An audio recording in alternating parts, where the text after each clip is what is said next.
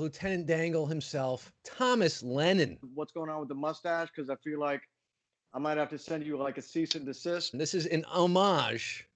Thank you. Lieutenant Dangle and your wonderful mustachioed characters over the years. Relatively recent, yeah? Oh, as of this morning.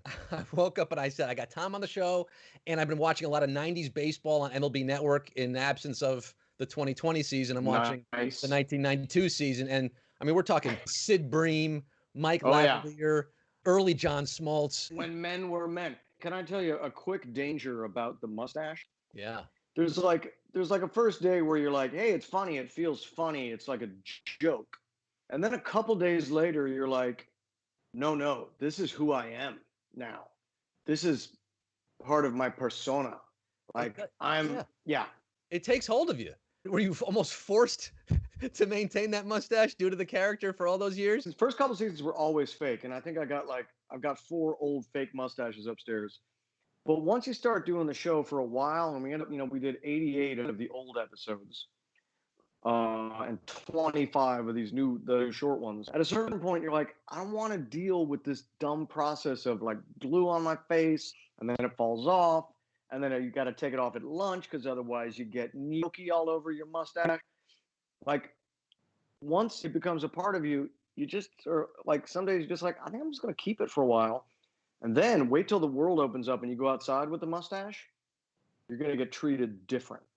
Yeah, there's a certain respect that a mustache commands. Do you remember the episode of The Sopranos where they call Paulie Walnuts Capitano? It's a little bit like that. You feel like you're the Capitano now when you kind of cruise around. Most of my days are spent in some version of the shorts.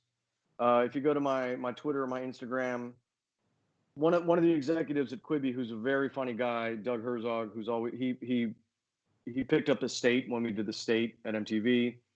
He was responsible for getting Viva Variety on the air, so he's always been like really good to us. And he said, "Hey, you know what I think would be really funny? What if you did like a video where Lieutenant Dangle meets a Joe Exotic?"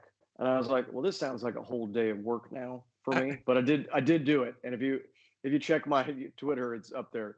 So it's like for no reason. Breaking news today. Yeah. The casting was announced for the CBS scripted miniseries based on the life of times of one Joe Exotic. Spoiler alert, it's not you. I think we're all very, very surprised by that news. Nicolas Cage. Nicolas Cage is playing Joe Exotic. Here's what I'm going to say to Nick. I love you, brother. I think you're going to crush it. Break a leg. CBS, when the negotiation gets weird, I'm waiting in the wings. He's got a castle on the Isle of Skye. He bought a Tyrannosaurus Rex head. I mean, my man's got overhead. Yeah. Now I guess I got a pretty nice place too. But I don't have a Tyrannosaurus Rex head that I put on layaway. So every once in a while for a movie or a TV show, what they'll do is they keep one actor. You know how they'll put like a little fish with a bigger fish or a shark just to keep it alive and interested? Yeah. CBS, I'm happy to be that if the negotiations get weird with Nick. And Nick, I love you, brother. But again, I'm literally lurking right out of frame. Here's how the food pyramid should go on Tiger King. One, Dak Shepard did call it first. He called dibs on it literally first day. He was like, "That's me," and I think that's fair. We should accept that in this world. Dibs used to mean something. Mm-hmm. Next, while I would love to see Nicolas Cage play the role, I'd kind of rather see Andy Samberg's version of Nicolas Cage playing Joe Exotic. And I know this is a nesting doll, but I do feel like Andy Samberg as Nicolas Cage would crush Tiger King, and I'll still be the understudy. On Twitter, Danny McBride was trending. People wanted McBride. David Spade. People thought Joe Dirt, Joe Exotic. I mentioned it to Spade, and Spade, like, he laughed it off He was like, "Ha, right." So I feel like that's him passing on the project. I'm going to blame implicit bias on the part of casting directors for this Nicolas Cage. I mean, his name is Cage. When young Nicholas Coppola changed his name 40 years ago, I think it was so he could fulfill his ultimate life purpose of playing Joe Exotic. The fact is, he's going to kill it. I mean, here's the weird thing about Nicolas Cage.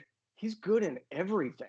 Go right now, run to whatever device you have. Well, first watch all the Quibi Reno 911s because they're amazing. And I think they're free for a while. After you watch the Reno 911s, go and watch a Nicolas Cage movie called Vampire's Kiss. That's a fascinating movie. You already proved your mettle when it comes to wearing that Tiger King crown. I mean, your appearance on Colbert was magnifique. The day that we shot the Colbert show, I was where the washing machine is, and I tried to make the wall look like a prison. They had major technical glitches, so I ended up in handcuffs in the Joe Exotic outfit, like perched up against the wall next to my washer and dryer, waiting for almost 3 hours to record live with Steven. And of course, that's a crazy kind of energy, because I'm sitting there like, I gotta be ready, because we're gonna do Joe Exotic. And then in my ear would come back, oh, you know what? Hey, we got to redo the entire monologue. Like, the system crashed. So just stand by. So I'm in handcuffs. My wife and son are like at the door kind of watching. It's the longest I've ever been handcuffed. So, you know, there was that. Talk about getting into character. Then you really felt imprisoned. The tough thing, if you watch, is I really commit to doing that eyebrow piercing every time. And that part really, really sucks, I got to be honest, because it's really hard to get on. And then the taking it off part, you lose a little bit of eyebrow every time you do that. If I know Nick Cage, and I don't know him, but I do love him, I think if I know anything about him, I've seen Birdie, I think he's going to get all the piercings for real. IsoLate Night with Scott Rogowski, live every Monday, Wednesday, and Friday at 9 p.m. Eastern.